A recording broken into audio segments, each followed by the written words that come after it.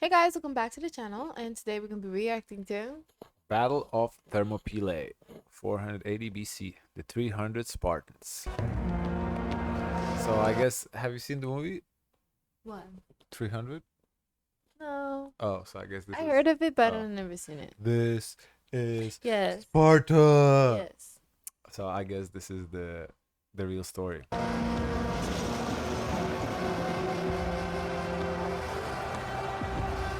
At the beginning of the 5th century BC, the Achaemenid Empire and the Greek city-states were embroiled in a series of conflicts over the control of the Hellenic archipelago. In 490 BC, the Persian endeavor to conquer Greece was shattered at the Battle of Marathon, when they were seriously defeated by the armies of Athens. We watched that. So this is, I guess, continuation. Part 2. Part 2. However, the Achaemenid expansionist desire was far from quenched. 10 years later, in 480 BC, Persian Emperor Xerxes I gathered a vast force of 250,000 men and a massive fleet of 1,200 ships Well, and began damn. preparations for an invasion of Greece. Wow. The Hellenic city-states, otherwise prone to quarrel. I wonder if there's like a warning or it's like a surprise. What's the Like, surprise? What is it by warning? like an appointment? Yeah. That would suck. How? Just invaded just like that. It's like, You mean that's to tell me crazy. 300 Spartans fend off 250,000 people? I don't know. I don't believe that. quarreling with each other, had resorted to forming an alliance to face the Achaemenid threat. The cities of Sparta and Athens led the coalition, in charge of directing the land armies and the joint fleet respectively. Considering the route that Xerxes would have to follow to enter mainland Greece, I the wonder Hellenic if there's alliance like a decided version of like Nations Border Patrol. Back then? Yeah, to watch this to make sure everything's okay, and if I there's something starts moving, I they start I okay. We have think to. there was people watching and probably had a Yeah, horn and to warn. yeah. I would think so. Yeah. on a double Wow. standoff. The land army, under Spartan command, would hold off the Persian host at the Thermopylae Pass, while the joint fleet, under Athenian direction, would meet the enemy ships at the Strait of Artemisium. However, when the time to march to war arrived, Sparta was celebrating both the religious festivity of the Carnea and the Olympic Games. These occasions forbade the Spartans to go to war, but the gravity of the occasion allowed the Laconians to make an exception. King Wow. Leonidas of Sparta assembled an elite force of 300 hippes, the elite royal guard, and marched out of the city towards the chosen site of battle. Despite the fact that the 300 Spartan warriors are the most known Greeks who fought at the Thermopylae Pass, King Leonidas gathered thousands of warriors from many other city-states along the way. When the Hellenic army Leonidas arrived at the is a site of strong name, very strong. So I guess there was more than 300 people. It's just only 300 were from Sparta. battle, its strength amounted to 7,000 men from an amalgamation of different cities. Okay. The famed Spartans would be joined by Thebans, Phocians, Corinthians, and Arcadians, as well as by But it fighters seems from like many the other places. Spartans, they get the credit because they're the toughest one. I guess they're the toughest group. We'll see. In Hellas. The Greek army was mostly made up of hoplites, a kind of heavy infantry warrior bearing a round shield, hefty thorax protections, and donning menacing helmets topped by crests and other adornments. At the other side of the pass, the colossal Persian force lay camp. Modern estimations set their numbers around the 200,000 mark.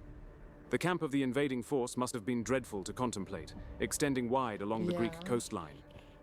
Despite the fact that the Achaemenid That's warriors were more lightly wild. armored in general, the difference in strength was of several orders of magnitude. However, King Leonidas remained undeterred and stoically commanded his men to occupy their posts. Upon witnessing the sheer mass of the enemy force, Leonidas had ordered his men to construct multiple campfires in the surrounding areas to kick up as much smoke as possible to conceal the far fewer Greek numbers. Meanwhile, King Xerxes had sent forth scouts and emissaries to attempt to negotiate with the Greeks. However, King Leonidas had Negotiate. What exactly? What are we You're negotiating? here uninvited, first of all. What is there to negotiate? I What is there to understand. Yeah. negotiate? Excuse me? Come to my land. Oh yeah, let's negotiate. What? What? no intention on coming to terms with the Persians. He was stalling the inevitable I'm clash surprised for as they long as he sent could, back. They let him go back? allowing his men to fully prepare for what was about to come.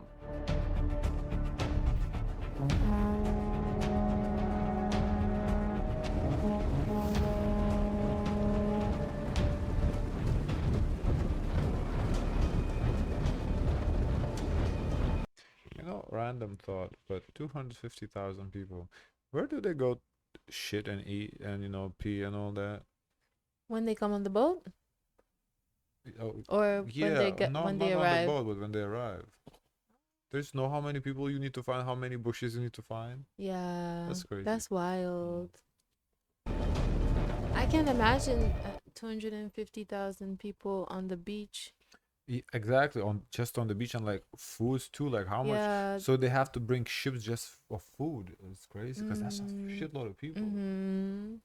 The first Achaemenid wave consisted of 10,000 soldiers, most of them lightly armored infantry, though there was no shortage of archers either. The Greeks awaited them in a phalanx formation, their shields interlocked in a shining porcupine of flesh and bronze. I wonder how they As the knew to Persians meet closed up in, with them heavy there, fighting because unleashed. I would have thought, okay, there's 250,000, so I would think, okay, some maybe go fight and then some go into the land. From behind the infantry, the Achaemenid archers released volley after volley of arrows, spraying the Hellenic line with their deadly projectiles.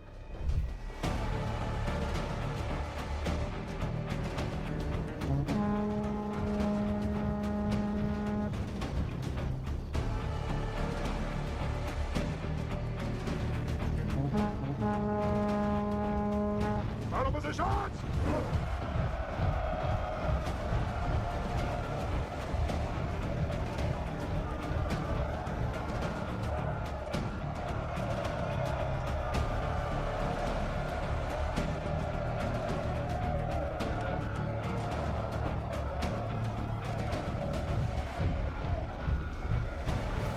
Spears forward!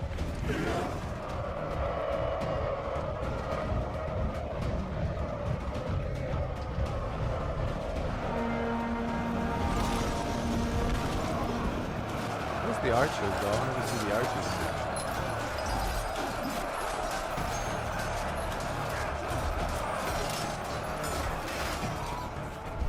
In spite of the incessant pressure Seems they're not well. Okay, this is only a simulation. I get it, but seems It's like graphic. they're not doing any damage to the Greeks because you see the Persians are the ones without shields, so all they're doing is stabbing the shields and not doing nothing. of their foe, the Greeks held their line stoically. The narrow pass negated the numerical superiority of the attackers, in such a way that Leonidas's men were able to rotate between the front and the rear, always making sure the troops in the front ranks were fresh and battle-ready.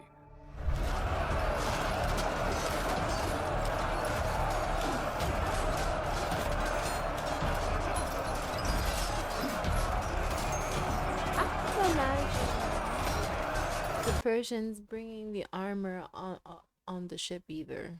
No, they didn't have armor. Yeah. They were lightly armored. Because it seems like the shield makes a big difference.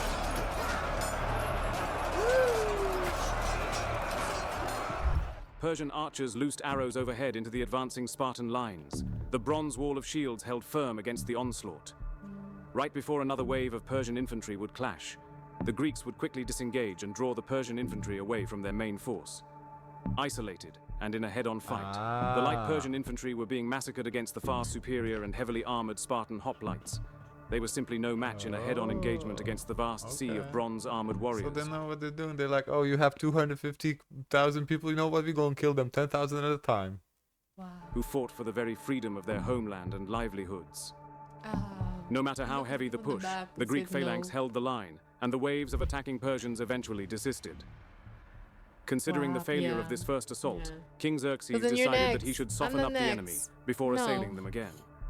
Therefore, an ample force of Achaemenid Whoa. archers were sent to harass the static defenders. Thousands of arrows filled the air, raining over the hoplites, who entrusted themselves to their hefty shields. This is going to be something.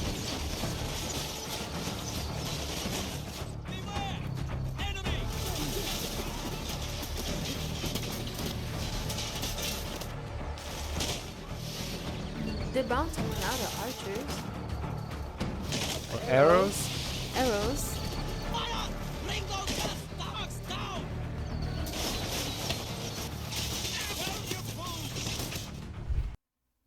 Who's coming in the driveway? The heavy Greek shields were remarkably effective at deterring the Persian arrows. However, a few managed to slip through and inflict minimal casualties. Once Xerxes was satisfied with the shower of projectiles, he sent forward the elite of his army, a 10,000-strong corps of heavy infantry, nicknamed the Immortals. These men were the closest to matching the Greek armor and equipment of the hoplites, and fell on the phalanx with terrible I violence. feel like that was also the movie. I remember that, The Immortals.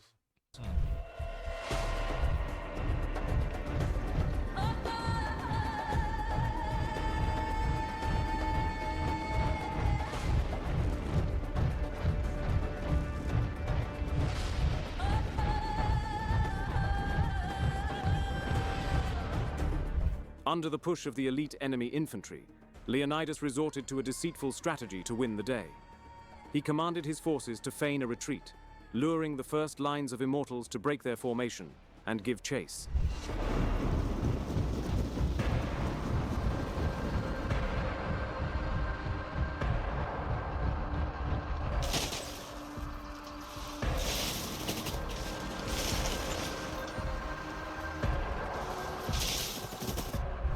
Then, the Hellenic hoplites regrouped and reformed the line, meeting the dispersed Persians in a cohesive formation. Leonidas continued to rotate his soldiers, preventing them from fatiguing and ultimately losing their full fighting effectiveness.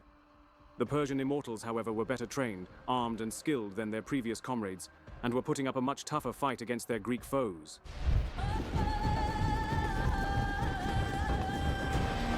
Because I think it would send a big message if you took down a lot of the Immortals, because wow, that's the toughest in our group. I think that's how they retreated once the Immortals were out. I think they went back because they're like, okay, our best got taken out. Yeah. We fucked. No. Fucking bad.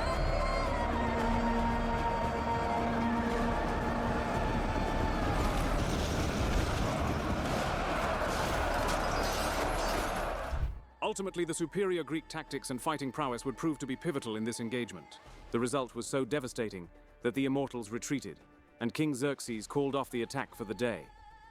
The Persians had suffered heavy casualties, whilst the Greeks, in contrast, had suffered minor casualties, and were now more confident than ever in their defensive position, yeah, having already now you held feel back multiple good. Persian attacks throughout the day. Oh my gosh. On the second day, King Xerxes once more commanded That was all one day? Damn, they must be exhausted. The people, the alive people that fought. the assault on the pass, expecting the enemy to be too exhausted or wounded to hold. The Right. assaulting Persian infantry was met by the other Greek soldiers.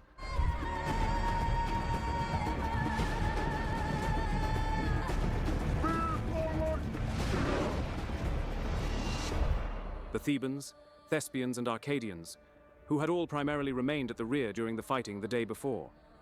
This gave the Greeks a fresh fighting force, and simultaneously allowed the battered Spartans time to rest and tend to their wounded. The larger Persian force, along with the Immortals, proved to be more than a match for the other Greek factions. The Greeks began losing the fight and casualties began mounting. Leonidas acted quickly and sent contingents of his elite Spartan hoplites to fill the gaps that had opened up. Before long, the king himself with all of his Spartan troops were forced to once again fight the Persians head-on. The arrival of Leonidas and his Spartans proved once again to be the Achilles heel of the Persians, putting their advance Yeah. to a halt and going on the counter-offensive. His hardy soldiers cutting their way through the Persian ranks with their iron-tipped spears and their Wow. razor-sharp Xyphos swords. Both proved to be greatly effective against Persian armor. With the intervention of the Spartan hoplites and the king of Sparta himself, the phalanx was able to resist the enemy advance, and once more, the Achaemenid forces retreated. Who knows how many more days could the Greeks have held the pass, if it wasn't for the fact that a Thessalian traitor informed the Persian leadership of a mountainous trail that would allow them to outflank the Thermopylae and appear at Leonidas's rear. On the night of the second day of battle, Wait, after the wait, Achaemenid what did someone say? A traitor? What did the traitor say? Trader told them to go around, I guess. assault had been called off, a force of Persian Immortals ventured into the trail, routing the slim Phocian detachment who stood guard. The road was open for the flanking maneuver. That's all I On the was third day wondering. of Why they battle, didn't right just before do that. sunrise, King Leonidas was informed of the fleeing of the Phocians and of the inexorable enemy encirclement. The standoff at the Thermopylae was a lost battle. The Spartan king then decided that most of the army should retreat to fight another day, since now it was certain that the Persian armies would venture into Greece. However, the king himself, alongside his 300 Hippes, would stay behind to cover the retreat of the Hellenic forces. The Thespians and Thebans refused to retreat as well, deciding to stand next to the Spartans to cover their retreating allies. And thus, as the sun came up on the third day of Oh, that battle, was rough. the bulk of the Greeks departed, while a force of 2,000 remained at the pass, spearheaded by the 300 Spartans and their proud king. For the McLaren Formula One team, a successful That's some car bravery starts right with over there. 14,000 meticulously. While the immortals traversed the mountain trail, the tide of Persian infantry once more fell upon the hoplite phalanx. The Spartans, Thebans, and Thespians that remained fought fiercely, and to their last breath. They fought until their spears were broken, then unsheathing their swords and continuing the battle. The hoplites managed to cleave through several waves of Achaemenid infantry, but this time the enemy numbers were too overwhelming. The Greeks fought to the last man, until their very leader, King Leonidas of Sparta, was stricken down. A few hundred Greek hoplite survivors retreated to an elevated hilltop where they had planned to make a final stand. The Persians, however, wanted to put a swift end to this otherwise major setback they endured. As opposed to lose any more of their men, they opted to unleash a continuous hailstorm of arrows into the ranks of the last remaining Greeks, ultimately killing them all where they stood. The battle was now officially over. King Xerxes had won the Battle of Thermopylae and had annihilated the 2,000 hoplites that had remained to hold the pass. Now, the road to mainland Greece was open. However, this victory had come with a heavy cost. The Achaemenids had lost roughly 20,000 men, which were inconceivable losses for the size of the Hellenic host. Anyhow, after the defeat at Thermopylae, the Greek fleet at Artemisium retired, and King Xerxes plunged into Hellas. However, his forces would be soundly defeated at the later battles of Salamis and Plateau, putting an end to the Persian aims of conquest in the archipelago. On the other hand, the stoic last stand of King Leonidas and his 300 Spartans is remembered as the noble sacrifice that allowed the Greek counterattack, and would go down in history as an example of selflessness and bravery. Yeah. Even till this very day, tales and stories are retold of the heroic events that occurred on the plains of Thermopylae. So interesting. The movie was pretty accurate. It's been a while since I watched it, They but lost in the movie too? I think so. I think they sent one guy back and the rest died. Wow. But Wait, so the traitor, I need to know more about this traitor. I don't know. This was a traitor on the Greek side? Yeah, I think in the movie it was like a cripple. A cripple? Yeah, A crippled person? yeah, like Oh. he had like a hunchback or something like Oh, why that. did he do that? I don't know, but they portrayed that person like that. I think for a reason. I don't know if he actually was like that.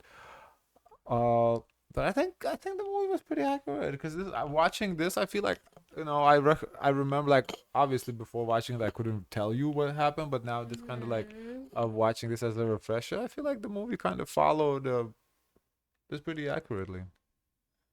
That's so sad. Can I see the comments? Listen, they won at the end, okay? Yeah, but I'm here right now. Thank you for remembering the other forces that stayed with the Spartans to the very end. Great video. Yeah. Well, Come Leonidas, there is much our cultures could share. Haven't you noticed we've been sharing our culture with you all morning? A king who fights by the side of the subject is a king worth following. It's incredible how 300 Spartans alongside their allies held off a massive Persian army for days. Even knowing their fate, they fought with an unmatched discipline and bravery. True warriors in every sense. Wow. There's gonna be a part 3. Part 3? Mm-hmm. Well, yeah, this is two battles. One was Plateau, and the other, I don't know, something Okay. with Salami. That's very interesting. Very interesting. I like the way they show it. Too. Mm. Really, it helps you understand. Guys, of course, let us know your thoughts. Don't forget to like, comment, and subscribe. Join the Discord. And as always, share as much kindness as possible.